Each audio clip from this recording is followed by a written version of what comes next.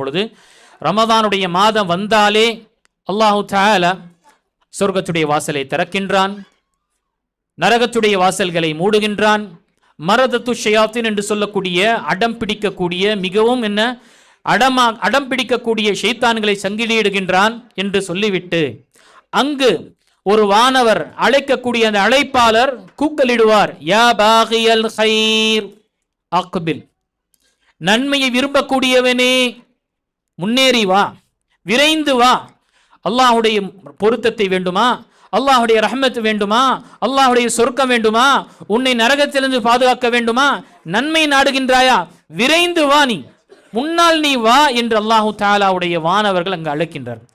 வயா பாகிய sure அக்ஸிர், பாவங்களுக்கு மேல் பாவம் செய்யக்கூடிய பாவியே, அல்லாஹ்வுக்கு மாறு செய்து கொண்டு வாழ்கின்றாய், அல்லாஹ்வுடைய நியமத்துகளை எல்லாம் பெற்றுக்கொண்டு காலையிலிருந்து இரவு தூங்கும் வரை அவனுடைய நியமத்தில் தான் நீ பிறண்டு கொண்டு இருக்கின்றாய்.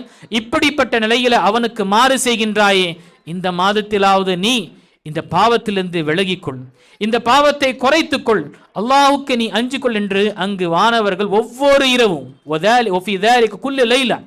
ஒவ்வொரு இரவும் என்ன சொல்லப்படுகின்ற என்றால், அழைப்பு வந்த பிறகு, இன்விடேஷன் கொடுக்கப்பட்ட பிறகு, அல்லாஹ் அக்பர், நாம் அந்த இன்விடேஷனை எடுத்துக்கொள்ளவில்லை என்றால் யார் நஷ்டவாளி? நாம தான் நஷ்டவாளி.